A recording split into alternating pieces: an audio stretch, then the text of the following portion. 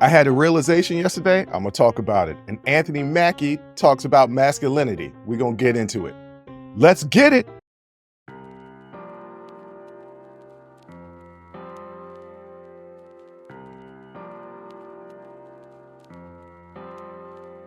Welcome.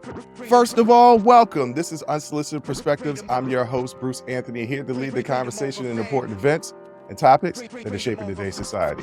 Join the conversation and follow us wherever you get your audio podcast. Subscribe to our YouTube channel for our video podcast and YouTube exclusive content.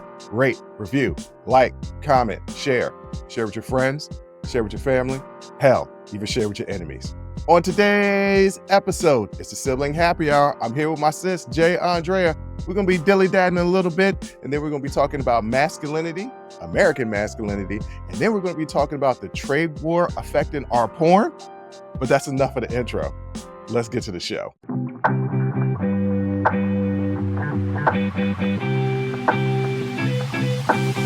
What up, sis? What up, brother? I can't call it, but you sure as hell can. I'm here though. I got a little stomach bug, but I'm here for the people. You here for the people? Got a new headband on. It's more colorful. Yeah. Last episode, it looked like my wig was sliding off, but it was my headband. My wig was not sliding off. It was my headband. So I was like, okay, let me change the headband so then people can see, no, my wig is not sliding off. Right. Yeah, no. I thought it was funny. And it was funny that you sent me a text. You was like, you need to fix this. And I was like, I don't know what the hell I'm going to do. What am I going to do? Put an emoji over it? I was like, whatever you got to do. Nah, nobody even noticed. No. Now they're gonna notice. Since now they're going to go back and look and Yeah. be like, oh, it don't look like a wig slipping off. I probably could have just let it slide, but no, I'm going to bring it up. Yeah, no, that's cool. I mean, it is what it is. We already shot the show. It's over. It's out there. The show is out there. It's in the ether. So, I mean, it is what it is. So, ladies and gentlemen, my sister is working hurt, so I don't know how long this episode is going to be. It might not be the normal hour plus that we normally do. It might be closer to 45, 50 minutes because I'm dragging a little bit myself because I accidentally drank too much yesterday. Accidentally? Yeah, or on purpose? No. It was absolutely an accident because I know how you've been around me on my drinking days. Yeah. Yes. And people out there are really worried about me. Like, you drink a lot. Yeah, don't worry about yourself. Don't worry about me. Right. You worry about you. Here's the thing. The difference is, does he still get his business taken care of? And the answer is yes. Yes. So relax. And I be handling business. That's for sure. But no, it was an accident yesterday because I bought these solo cups instead of drinking from my normal cup. And I don't know, maybe the measurements is all awful. Or the measurements yesterday, are off. Yeah. Or I was just having a great day yesterday, just vibing, doing absolutely nothing. You ever sit on the couch and just look around and you at peace, and then you start kicking your feet, swinging your feet, like, I'm happy right now. Yeah. Giggling and kicking your feet under a blanket. Yes. I wouldn't have no blanket, but no, I have cups, but as you can see, I got a solo cup. It's something about the solo cup. The stuff, it just tastes better coming out of the solo cup. So I don't know. I feel you on that. And so you got the solo cup, you drink it, and you look up and you just like, oh, I didn't mean to do that. No, I didn't mean. I was up until 1:30 yesterday. I was editing some stuff that's posting today because I wanted to be done with it. I didn't want to wake up in the morning to have to do it, but I kept drinking till 1:30 in the morning, and I don't typically drink that late.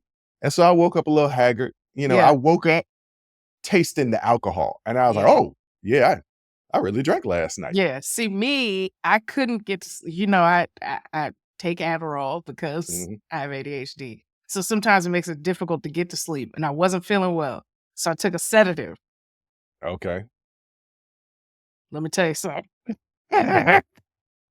Don't take them things just out of. Be prepared. What do you need to be prepared for? It's gonna knock you on your behind. I was out and couldn't move. Like when I woke up, I was just like, I can't even move my body. Well, is it the sedative or is it the fact that you don't feel well? I think it's a combination of both.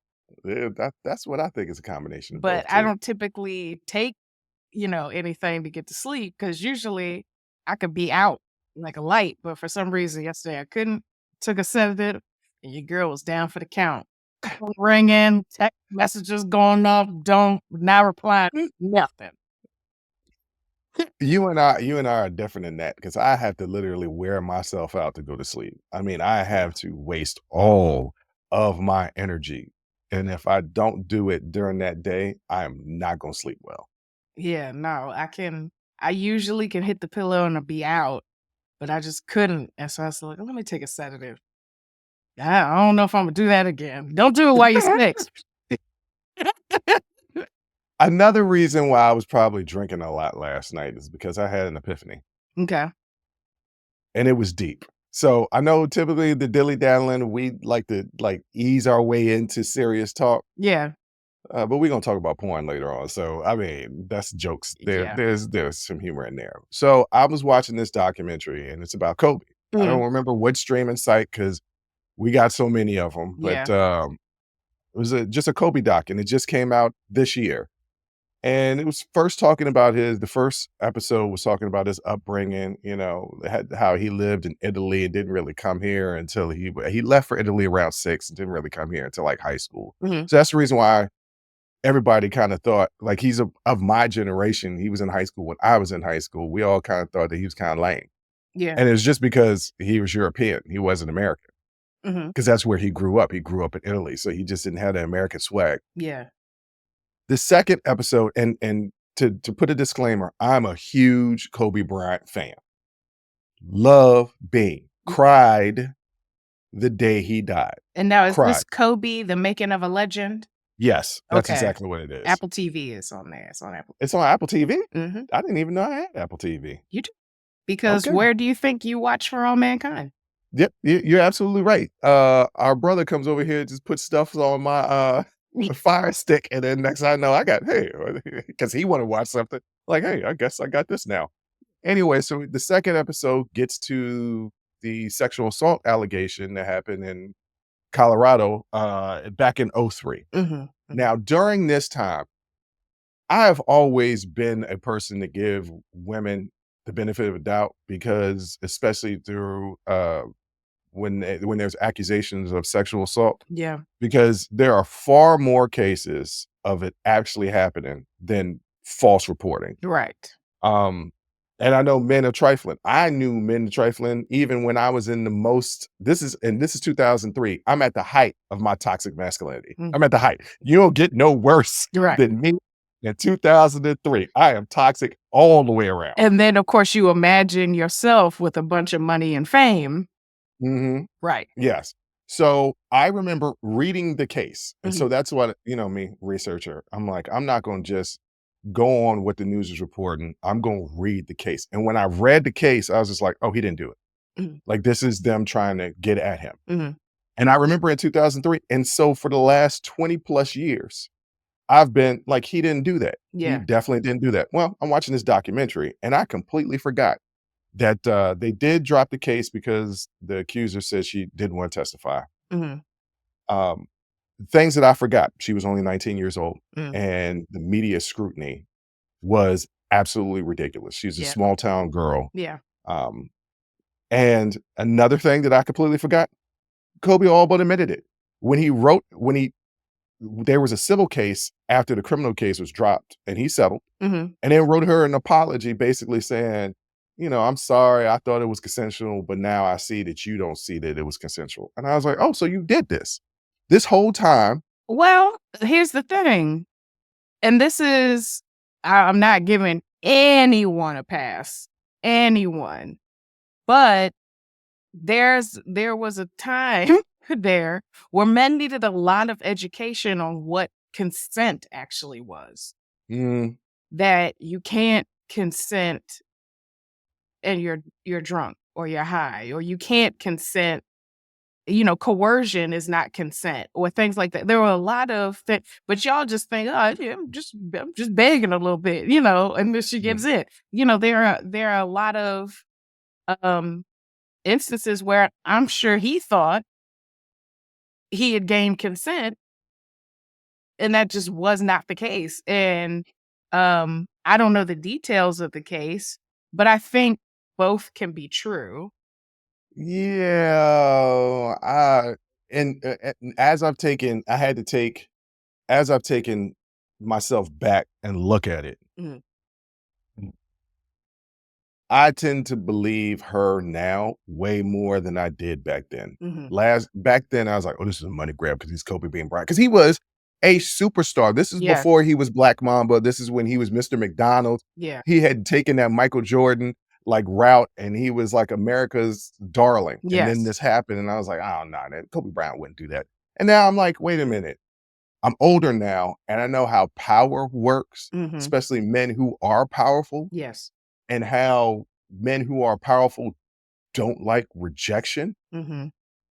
And I say, "Oh, I needed to take a step back and be like, well, no, maybe Kobe did it." And I hate to think about this or even bring this up because my man passed away. Yeah. Like I believe the world died when Kobe died because that's when COVID happened, right? Like Kobe passed away, Gianna passes away, COVID happens, the world ends. Yeah. I'm a huge fan of Kobe, but now in retrospect, I have to examine myself and say, I can't give this a blind pass that he didn't do it.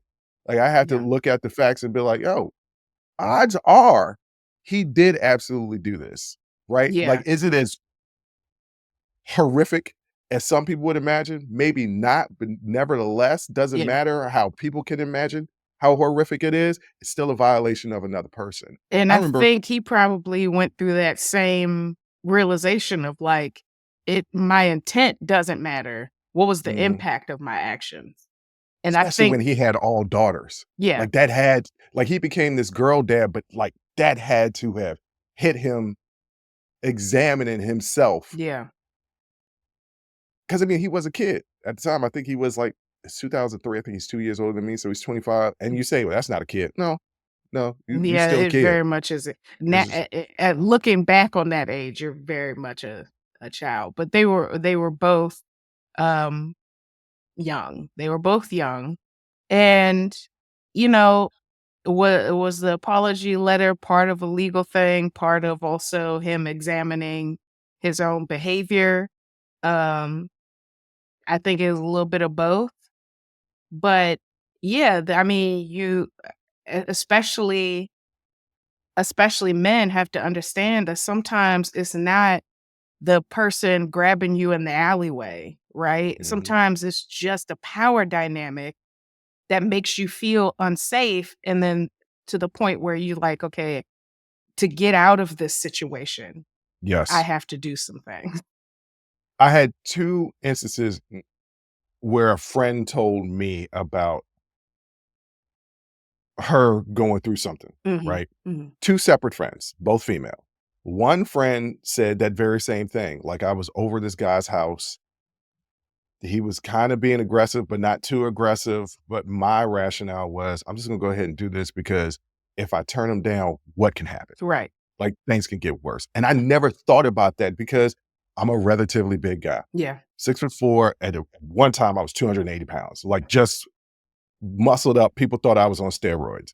Mhm. And, women come over to my house, and I'm never pushy, but then my presence in and of itself, I'm like, "Yo, did women just decide to just do it because they might have feared my reaction, even though people know Mhm. me?" But no, I guess you don't know Yeah.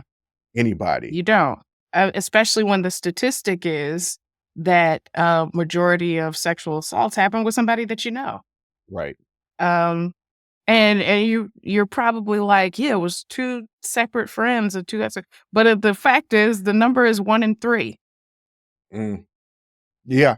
And, I got a lot of female friends. The other friend told me a story of she had been talking to this guy. The guy came over. They were hanging out and they had sex. Hmm.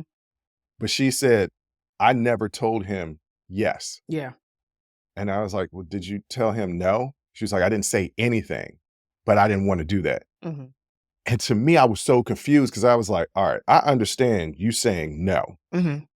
You saying, I don't want to do this. You showing some form of rejection, Hmm. but you didn't say anything? Yeah. Like, how is he supposed to know that you just not quiet?"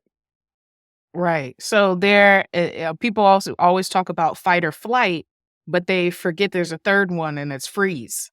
Mm, And preach. so, yeah, your body could end up in fight or flight mode where you run away or you fight, or you could just freeze up. Mm, And then and that so it's about obtaining that enthusiastic consent.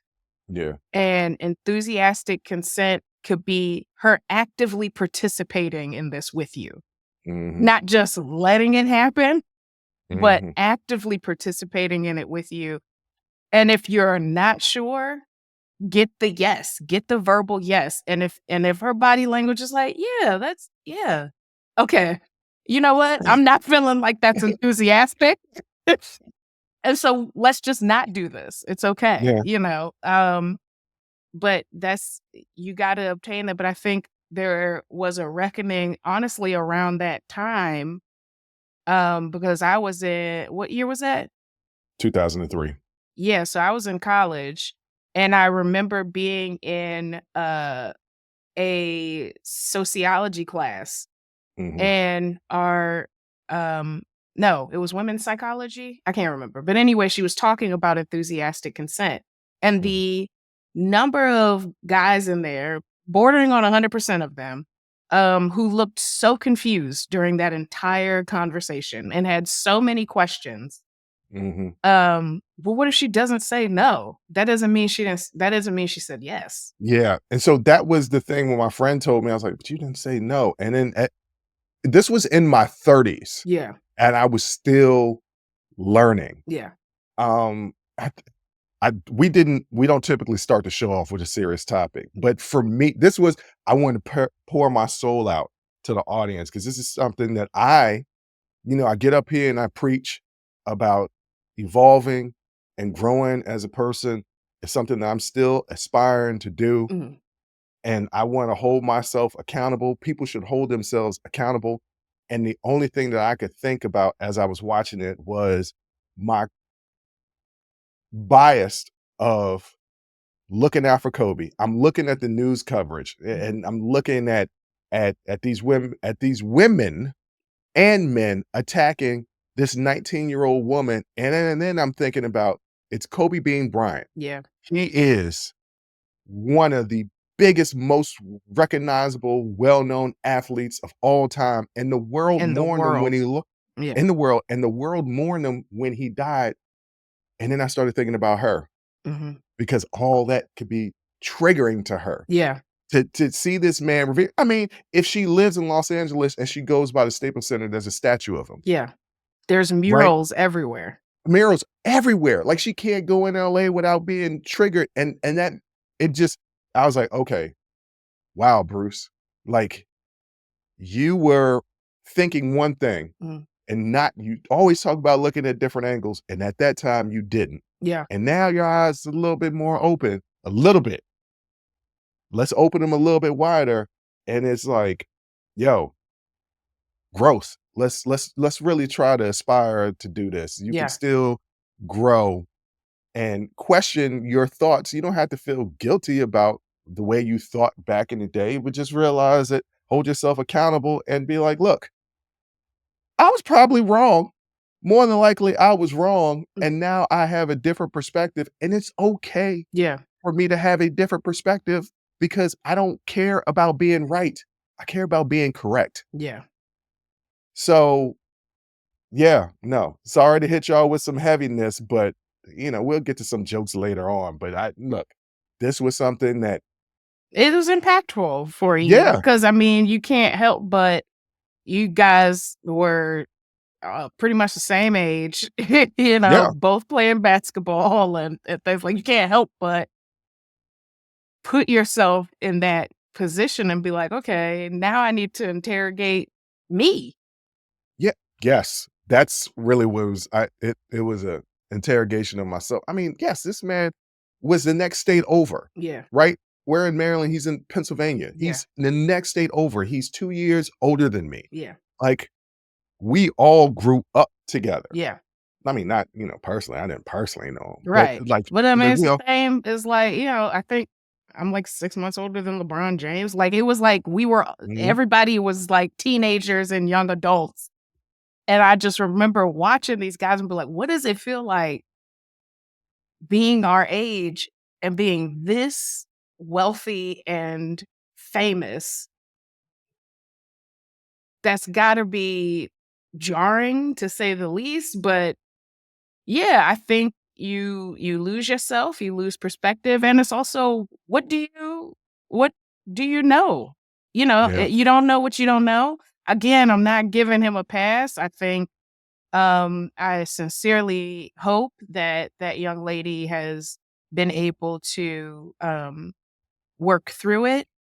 I hope that she got the help that she deserved. I hope that she is able to, you know, continue on with her life in the best way possible. And I wish nothing but the best for her.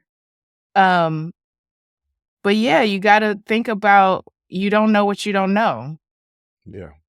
Yeah. And to me, that letter felt more like, okay, after going back and looking at my behavior and your response to my behavior, I don't know that I was in the right in this situation, and I'm sorry. And looking at, my intent was not to do that, but the impact was nevertheless.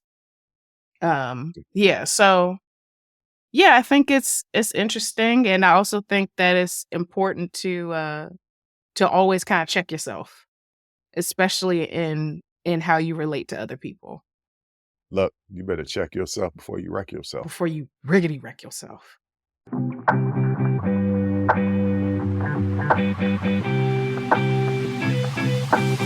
Okay, Jay, I don't know if the manosphere is going to attack us. They might attack us for that first segment with Kobe, or just Kobe fans in general might attack us. Mhm. The manosphere might attack us again because we're going to be talking about masculinity. And the reason why we're talking about masculinity is because Anthony Mackie, Black Captain America, Yes, that's what I call him, that's Black what I, Captain that's what I America, call them. or Blackton. No, No, you no, can that stick with Black Captain America. Yeah. okay, Black Captain America. Anthony Mackie was on the Pivot. I enjoy the Pivot podcast because I'm a huge fan of slips my name, Ryan Clark. Mhm. I'm gonna be a huge fan. Ryan Clark. I'm a huge fan of Ryan Clark, just as a person and how thoughtful and outspoken about causes, and the way he's not one of those people that's on podcasts is that doesn't speak about things unintelligently. He Yeah. speaks about things very intelligently, and I admire that. But Anthony Mackie was on his podcast, and the subject of masculinity and parenting came up. Mm. So Anthony Mackie was on the Pivot podcast, and it had some interesting things. It did take pretty did pretty. This tastes pretty good. And if Yes. nobody knows what that is, it's you probably hear us say that a lot. It was Eddie Murphy pretending to be, oh god, it's an NFL player. I can't remember, doing a Campbell's commercial, like a Campbell soup commercial. I don't know. Just Google Eddie Murphy Campbell soup commercial. Yeah, it's funny, but he messed up in his line, and okay. So Yes. Anthony Mackie had some interesting thoughts on masculinity and parenthood. He argues that traditional American masculinity centered on men as protectors and providers has declined over 20 years, leading to the death of the American male. He attributes this to boys learning failure, which stifles their willingness to take risks or pursue growth. He said he's raising his sons and instilling traditional values in his four sons: Mhm. respect, opening doors for women, responsibility, caring for their mother, humility, staying grounded despite his fame, and pride.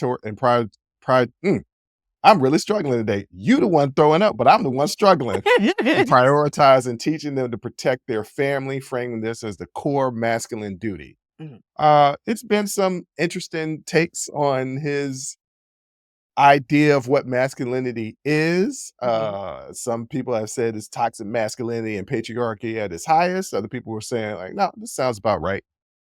I have mixed emotions about it, but I'm interested to hear what you think about his comments. Yeah, so I watched it. I don't think he's wrong. I think there is masculinity and femininity are things. Like they are things. And the problem is they're not things exclusive to men and women, right? Men can be in their femininity, women can be in their masculinity. Like it's about healthy masculinity, healthy femininity, right? Um, to me, the only thing I kind of like bucked at a little bit was the making his 15-year-old when he's not there the man of the house. Like he's 15. Like you can't put on him the responsibility of taking care of it. He has a full parent there. I feel like that was a little much, but instilling respect and humility, humility is not toxically masculine. Right. Yeah. Humility Yeah. is not, um, I didn't hear him say anything, you know, aside from that his 15-year-old stands guard, when he's not there. But he didn't really say anything to me that felt toxic. It definitely he was definitely subscribing to gender roles. I don't understand what he meant by seeing a decline in masculinity or the death of the American male. I think what we're seeing is a move away from toxic masculinity to a healthier form of masculinity that's healthier for men and women. And I think he's conflating traditional this idea of that masculinity, this traditional masculinity with some aspects that are actually quite toxic. And it was a masculinity that we had traditionally or in the past before we knew better. Yeah. So I sent you a clip, and there's more to the full interview. He said things like men have developed these European attitudes of wearing tight pants. So there were some problematic statements that Mm. he was making. Hmm. And I have no problem with raising your sons to want to be providers and protectors. Right. I don't think there's anything wrong with that. I Yeah. think where it becomes a problem is when you become so much entrenched on being a provider and a protector that you hamstring your woman in a heterosexual relationship, your partner, Yeah. by saying, "This is what I do, you do this," You're right. right? Yeah. Like she may make more money than you. Guess what? Women are making more money than men right now. Yeah. Well, not for the same job, but just in general, Yeah. right? Women can fight. I've dated more than a few women that one was a semi-pro Muay Thai fighter, and another one she did boxing and stuff, and we was play boxing. And I was like, oh, you got hands. You might be able to. Nah, she couldn't beat me, but I mean, it'd be a fight. She was gonna be a fight. Yeah. Yeah, it was gonna be a fight. Yeah. So I mean, these ideas, and that's what I have a problem with. Also, I look at some of his statements, and he's like, "I'm going to be raise men," and I say, "Well, you got 4 sons. What are you going to do if one of them is gay?" Right. Because the way he's subscribing to masculinity, obviously being gay wouldn't be applied to his definition of masculinity. Yeah. So that's where things can get a little toxic. But teaching men to open the doors for women, paying for the first date, these are the traditions that I subscribe to. Yeah. And some of these young men out here are like, what you talking about? Some of these young men, I see way more videos than I need to see of men fighting women. Yeah. Now, if she coming at you and she can fight and you defending yourself, okay.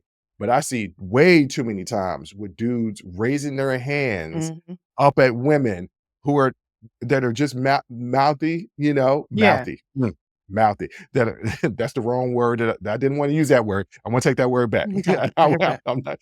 These Mouthy women is out not. here getting mouthy. Yeah, no. Wait a minute. Ladies and gentlemen, I'm taking that back. Am Okay. I gonna cut it from the episode? No, No, because you because said it and it because was I said real. it. It was not real. It was it was a misspeak, and I've been doing that a lot this episode, okay? Okay. Because I'm struggling because I drank a lot last night. Okay. But women are, being verbally combative. That doesn't mean that you have the right to put your hands Like your on anyone. first instinct should not be to square up Right. on And a dudes woman. is out Yeah. here squaring up on women. And so I don't call it a lack of masculinity, even though that could be said. I call it men are out here being punks, Mm-hmm. some punk ABs. Mm-hmm. That's what I'm looking at. So from that argument, I kind of agree with them. We need to be raising men from that standpoint, Yeah. but not this idea of basically gender roles, Yeah. these stagnant gender roles that this is what men do. Because also what he's subscribing to is not talking. And I'm sorry, that's the hallmark of men having pent up rage and anger that's going to come out somehow. You got to talk about your emotions. Yeah. Just talking about your emotions is not a lack of masculinity. Personally, I believe you're leaning into masculinity because you're being stronger by being vulnerable. That's what I believe. And anybody who doesn't agree with it, hey, we can take to the street. I ain't got no problem with that. I've been willing to catch fades right and left all my life. So that's just what I believe. But yeah, so he had some toxic things that he kind of said, but more importantly, what I took away from it is let your kid be a kid. Let your kid be a kid. Yeah. It wasn't just that he's got to be the man of the house. It was his oldest said, hey, don't mess up. And now he spreads it on down the line. No, don't make him a third parent. No, that also made me cringe a little bit because he didn't say don't mess up. His son is telling his siblings, hey, don't make dad mad. Yeah, you're right. You're right. And that means your children are afraid of you. Yeah, because that's what I used to say to y'all. They don't Hey. respect you. They don't respect you. They're afraid of you. And You can have both respect and fear. well, no, because kids, it takes a while to develop more complex emotions. If anybody has seen Inside Out, kids start with joy, sadness, anger, fear. Mm-hmm. They don't understand more complex emotions like reverence or respect or things like that. So, yeah, so to a certain extent, when they're young, they should fear the repercussions of their actions, but they shouldn't at 15 still be afraid of you. They should respect you as their parent. They shouldn't be, hey, don't make dad mad. It wasn't, hey, your actions are not, you're not, they're not exemplary right now. Like, right? Like your actions are going to lead to some tough consequences. That wasn't what he said. What he said was, don't make dad mad. Yeah. Yeah. So it's less about the consequences of their actions and more about not the consequence of making you mad. Mm-hmm. And so are you really teaching them to be good people, or are you teaching them just to fear your response to their actions? Or fall in line. And I think that that's both of us up here talking about parenting when we're not parents. But we're somebody's kid. And so we can tell you from that perspective. That's what I always say. I'm not a parent, but I'm somebody's child. So that I can always tell you from the perspective of being someone's child what I'm hearing from your kid. Right. And so because a lot of times parents don't really talk to their kids. Right. Right. And it's clear that he does not. Well, I mean, I don't know. Well, the things that he says is not, I mean, I didn't see any of the clips where he talks about emotional suppression, conflating masculinity with emotional suppression. I didn't see those clips. Well, I don't think he directly says that. That's what I'm gathering from what he's saying because his prism of what men are, he's very much my generation. Yes. We grew up in the 90s, right? So he's very much my generation, and he's from the South, right? So he's very much, this is what a man is. This is what a man's supposed to be. And I think the evolution of men has changed. And a lot of men who want to hold on to those traditional forms of what masculinity is are fighting that. And that's the reason why you had this backlash of men out here really complaining, Yeah. right? And this one of his statements, one of his quotes is like, you can't even talk to women anymore. Like, they're so mad and they're so angry. Yeah, because part of your traditional masculinity has been suppressing women. Yes. Women couldn't get bank accounts and credit cards until 1972. Now, Yes. for our Gen Z people out there, they're like, the 1900s, that was so long ago. Not really. That's your No. mom. Yeah. That's your mom. Yeah. You know, or if Yeah. it's not your mom, that's your grandma. Right. It's an auntie. Yeah. It is one generation behind you. That's how it wasn't that long ago. Yeah. And what you're telling their other fully capable parent is, I trust a 15-year-old Right. to protect this house more than I trust their very capable parent. Yeah, because like, okay, he made a point of saying, hey, look, somebody's got to protect that house because nobody cares about your family, your money if somebody want to run up in your crib. And I get it. Yes. I get it. And there's nothing wrong by saying, hey, man, just make sure certain things in the house are secure. Yeah. Just like, hey, you take out the trash, make sure when you come back in, lock the door, make sure, that. Yeah. But also, you have a partner. Yes. If you really want to, self-defense classes, gun training, like it doesn't have to be put on your 15-year-old Yeah. son, because at one point he wasn't 15. At one point he was 8, Yeah. 9, 10. You were going to do acting. You've been doing acting. Yeah. We first recognized you in Green Mile when you was Papa Doc. Mhm. Okay. And then the horrible portrayal of Tupac and Notorious. But that's okay because you Black Captain America now. But you've been acting for over 20 years Yeah. before you had a son. So there was a time where he was a little guy. He couldn't be the man of the house. Right. So why can't the woman be the protector of the home? I mean, she has been. Like, let's be honest. Like, Yeah. every time you leave, the person in charge is their mother. Mm-hmm. And she has been taking care of that. Yeah, if you want to give your child some responsibilities around the house, like, hey, it's your job to make sure the door's locked. Fine. That's Yeah, that's perfectly cool. fine. But also recognize there's a perfectly capable adult in that house that does not need protecting from her child. But the child is automatically gonna, like, I remember when dad would go on trips and I was the only person in the house. Like, I took that responsibility. I also realized how much I leaned on dad as the protector, even when I got to miniature adulthood. What I Mhm. mean by miniature adulthood is like I could vote. Yeah. I remember us all being in Jamaica Hmm. and I had not a care or worry in the world because dad was there. Yeah. And the age difference between dad and I, seemed vast when I was younger. But if I'm 21, he's 42, Yeah. 43. Yeah. He's younger than I am right now. Yeah. So and still strong. And like I still feel like I could go out there in the streets and handle my business. So of course, I'm gonna look at our father and be like, yes, he definitely can. So I relaxed. It wasn't until I went to the Caribbean with my ex-wife for the first time. Hmm. And I had this tension and I was on guard. I had her close to me. It was just making sure that she's safe.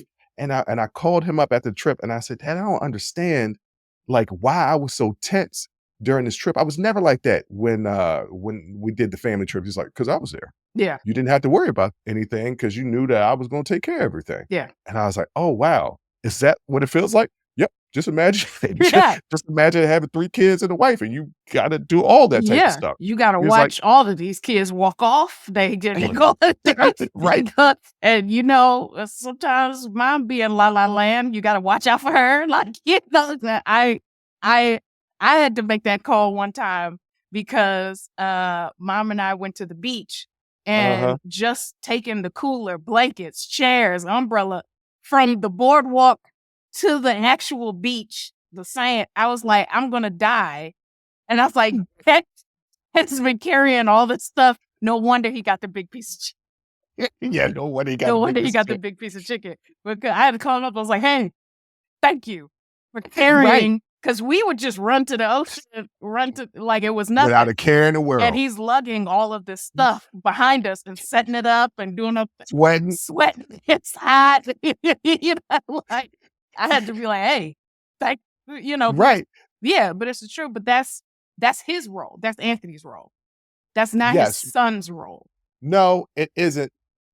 But this is what I will say. If he's raising his sons to have traditional values that I do believe in and being a protector, I'm out with my bestie. We're walking around the city. We're about to go down a block. And I see a crowd of people and I'm like, you're wearing that outfit. It's not scandalous, but she's an attractive woman. Yeah. You're wearing that outfit and I see a gang of dudes down there. No, we're going to go down the next block.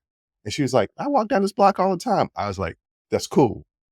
Great. Yeah. But if somebody does something to you, I'm going to flip. Yeah. I could die. Like I could be shot or stabbed. Yeah. And let's go down the next block and avoid this scenario because I'm going to give my life to make sure that you're okay. Yeah. Me and you out, we walk around in Atlanta. I'm going to give my life to make sure that you're okay. Yes. So but also recognize I also care about my safety. right, yes. Okay. But you don't know how to fight. I know how to fight enough to get the hell away. Right. Okay, so it's like I also care about my safety. I am also hyper vigilant as a woman, hyper vigilant about my surroundings. That's kind of just you learn to be like that. And what happens is you are undercutting their mother by making You're talking them about Anthony Mackie. yeah, by making them feel like, well, I have to protect the house, I have to protect my mom and have to protect. No, you're undercutting her position as their parent. Yeah. Yeah. She's not somebody that just lives in the house and cooks the meals and things like that. She is also equally their parent and responsible for their safety and well-being. Don't undercut that trying to teach your sons a lesson. If you want to teach them a lesson, use somebody else. Don't use her. Yeah. Or use her as an example. You set the example by how you treat her with respect and with kindness and compassion. And then they're watching you and they learn from that example. And it's less about don't make dad mad and more about you weren't acting right. That's not how you should treat a woman. Yeah. So like the takeaways I got from this is parenting is hard. I think it's literally the hardest job. It literally is. You're trying to make a human being into a functional, relatively happy, if you can. I mean, that's just a plus, adult. Like, and you have to teach that they come out knowing nothing and they can't do jack. And you have to teach them how to be people. It's a lot because it's a fine line of like, am I doing the right thing? Am I not doing the right thing? So I don't know. Honestly, I'm not going to judge his parenting. He's got to raise four black boys in America. And I think they're living in the South. I think he still lives in Louisiana. Yeah. From Baton Rouge, if I remember correctly, he's originally from Baton Rouge. Yeah. So I can't even, I think what bothers people is the little implication of I'm raising men. Yeah. They don't wear these tight pants. Well, that's just you don't understand history because men started out wearing wigs, pantaloons, and high heels. So that's just you not. Don't go to Africa because you're gonna. He said that in the interview, like he went to Africa and they were like, "You're not from here. You don't belong here." He was like, "Yeah," because they were wearing tight clothing. And what I'll say to this is, the brother only got to go 1 decade before we were born. In the 70s, it was some tight clothes, men were wearing tight bell bottoms. There weren't baggy bell bottoms. We went crazy with it in the 90s, wearing 50 inseam jeans. Yes. But like that was ridiculous. Yeah. And you just happened to grow up in that fashion era. But that doesn't mean throughout the 70s and 80s, dudes wasn't wearing crop tops because they absolutely were. Yes, they absolutely were. And it was masculine to show off your abs in a crop top, And what's masculine, right? What is masculine? If your idea of a man is, well, he get a lot of women. Well, you know who's somebody who got a lot of women? Pimps. Well, pimps. And they don't have very masculine characteristics. They have very feminine characteristics. But I was specifically going to bring up Prince. Yeah. Because Prince had all the baddies.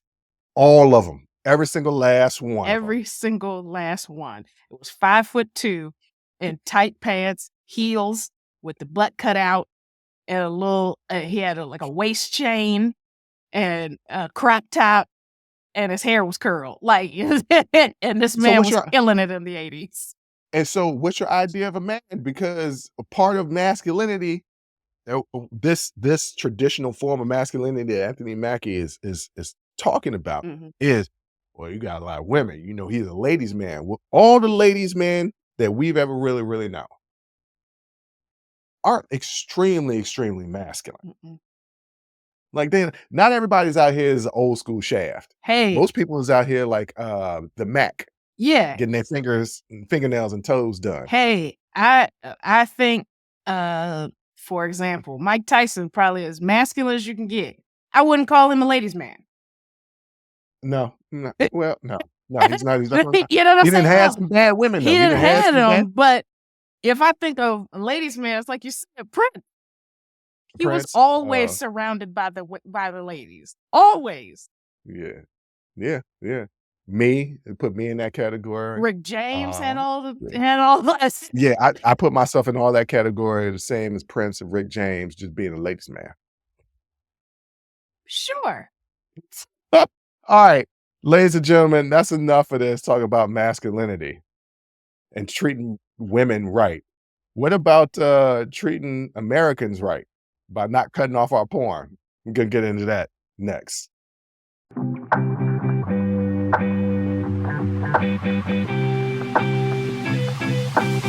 All right, Jay. So I brought up porn. You did, yeah. I brought up porn, and there was an interesting thing. It went viral. This guy from Canada made up the suggestion. His name is Matthew Politsky. That's as close as y'all gonna get for that last name. But he had an IG post that went viral that was just like, hey, since U.S. wants to do this trade war, Pornhub, it's a Canadian company. Oh, boy. It is the biggest, it's one of the biggest porn sites that they have worldwide.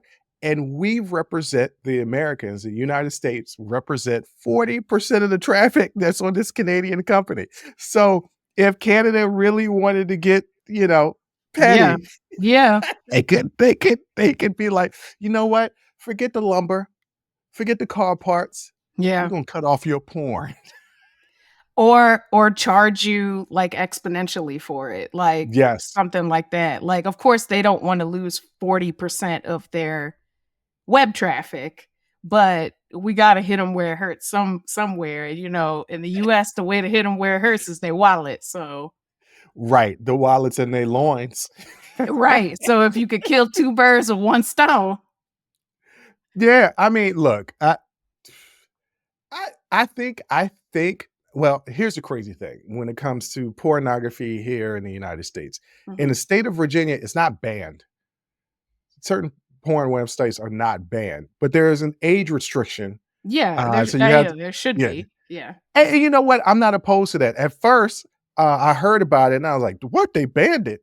And then I did a little bit more research and I was like, oh, they didn't ban it. What they did is they make you verify your actual age before that you could get on the porn sites. And I've long been an advocate of making sure the youth don't really get exposed to that early because it could desensitize. It creates a whole list of problems. Yeah. Joshua Shea, the porn addiction expert, that I did an interview with him a couple of years ago, talked about that. Yeah, talked about the after effects of that for young people. Yeah. But, I just thought it was really, really interesting because this trade war is getting ridiculous. It's so petty and it's so dumb. And these are our allies. And what are you doing?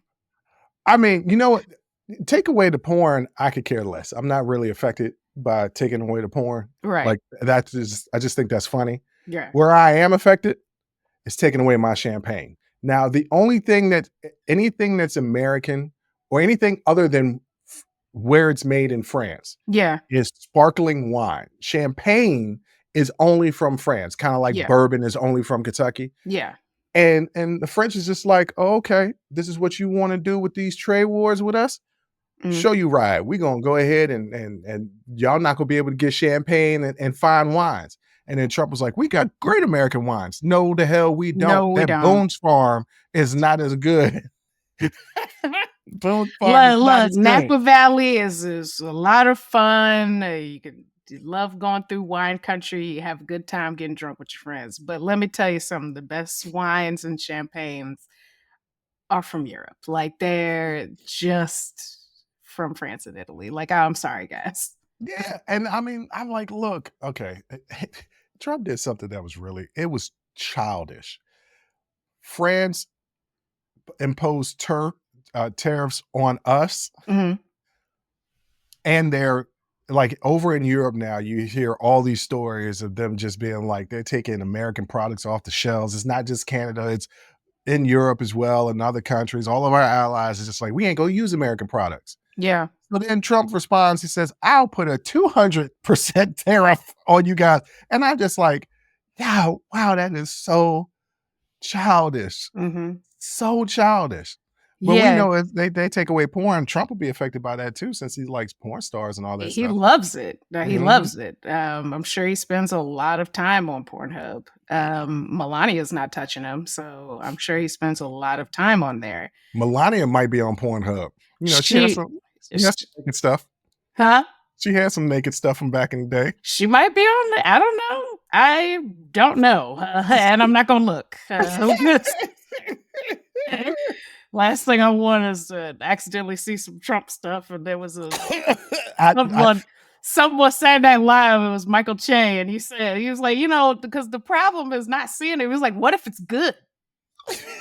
You know. You don't want that. You don't want that. No, they're getting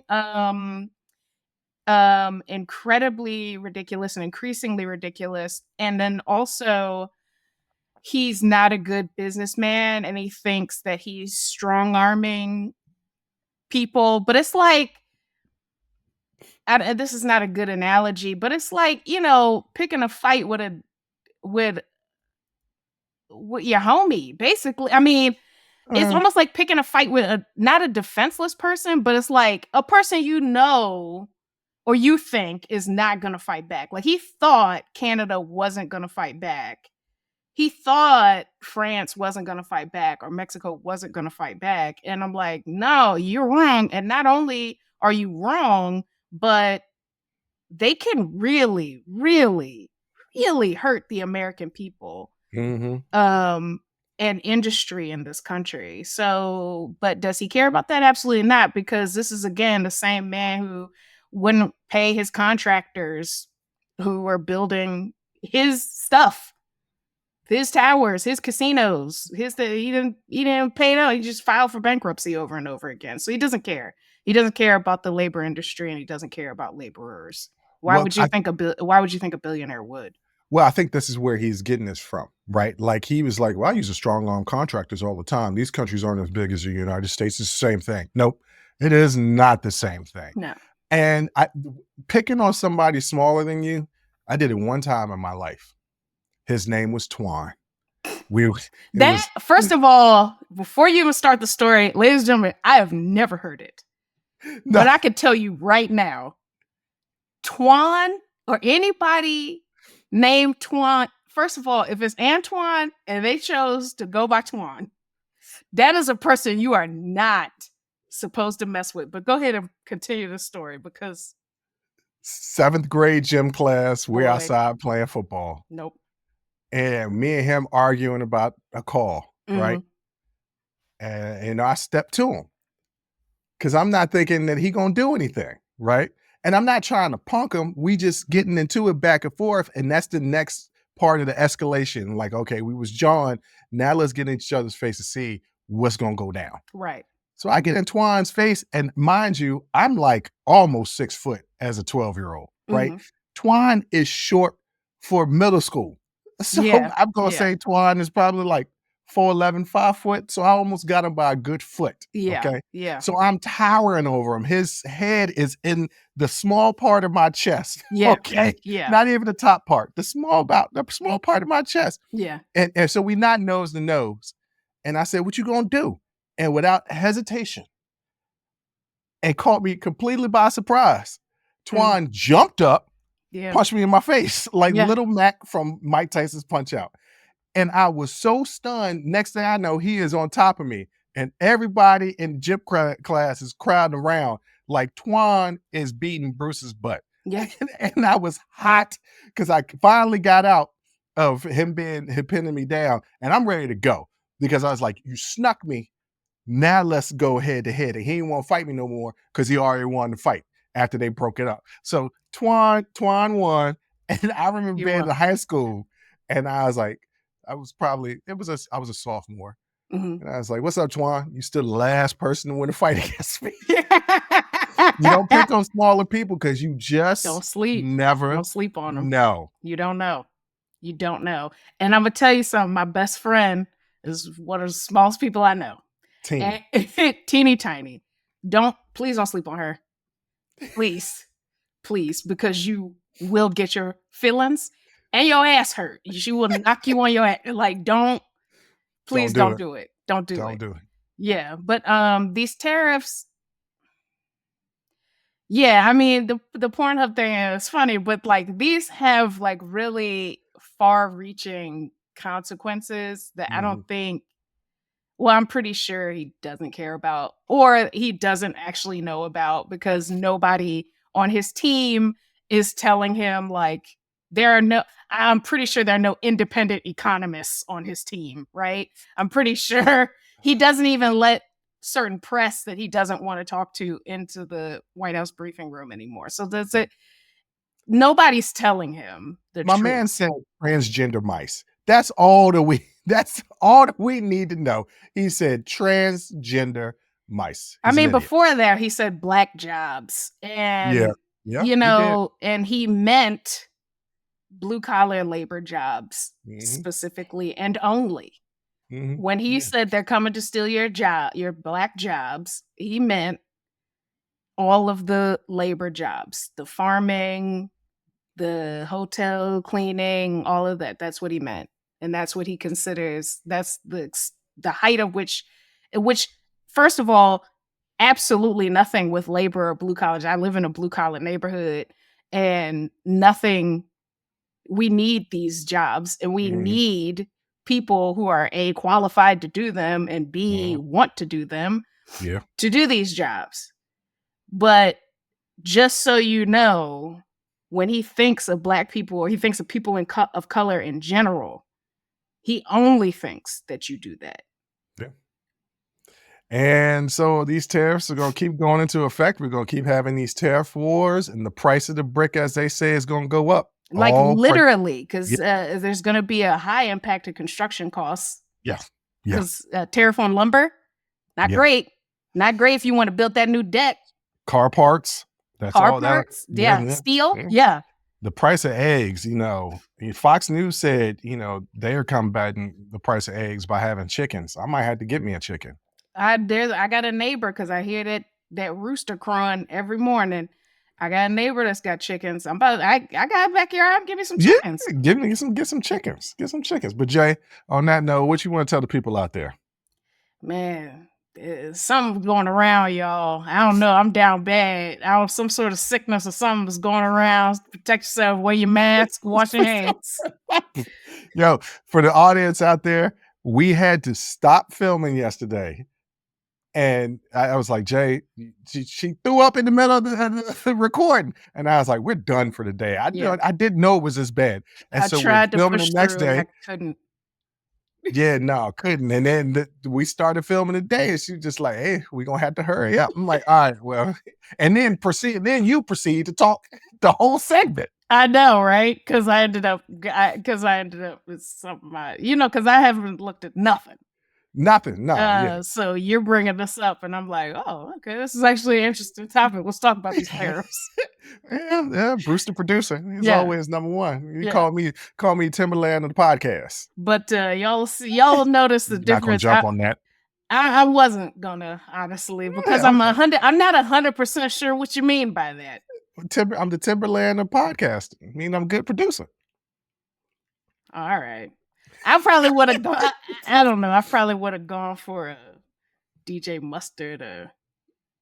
I go for Timberland because not only did he do hip hop, he did R&B, and he crossed over and did A lot of mainstream. the producers do. No, but I mean, like, he made hit albums. When Nelly Furtado had another hit album, That's true. she's still singing "Promiscuous Girl" She is.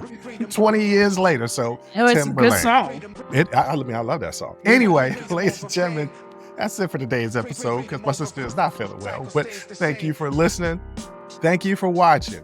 And until next time, as always, I'll holla.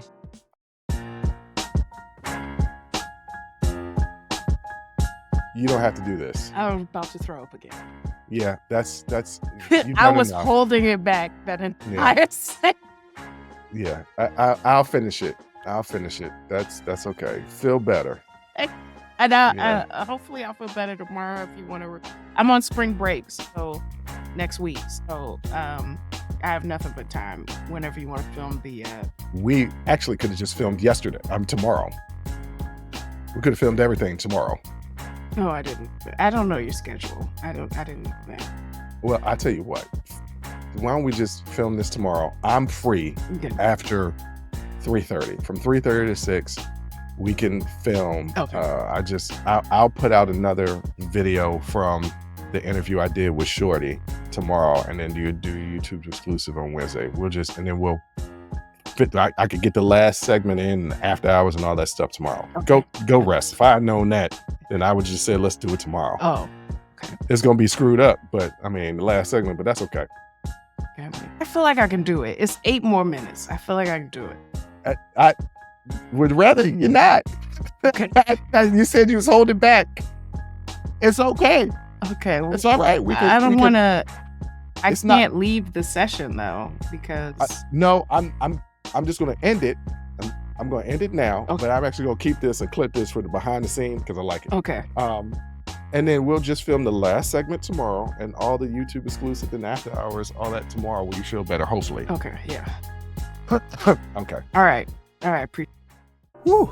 That was a hell of a show. Thank you for rocking with us here on Unsolicited Perspectives with Bruce Anthony. Now, before you go, don't forget to follow, subscribe, like, comment, and share our podcast wherever you're listening or watching it to it. Pass it along to your friends. If you enjoy it, that means the people that you rock will enjoy it also. So share the wealth, share the knowledge, share the noise. And for all those people that say, well, I don't have a YouTube. If you have a Gmail account, you have a YouTube, subscribe to our YouTube channel where you can actually watch our video podcast and YouTube exclusive content. But the real party is on our Patreon page, After Hours Uncensored and Talking Straight-ish. After Hours Uncensored is another show with my sister. And once again, the key word there is uncensored. Those are exclusively on our Patreon page. Jump onto our website at unsolicitedperspectives.com for all things us. That's where you can get all of our audio, video, our blogs, and even buy our merch. And if you really feel generous and want to help us out, you can donate on our donations page. Donations go strictly to improving our software and hardware so we can keep giving you guys good content that you can clearly listen to and that you can clearly see. So any donation would be appreciative. Most importantly, I want to say thank you for listening and watching and supporting us. And I'll catch you next time. Audi 5000. Peace.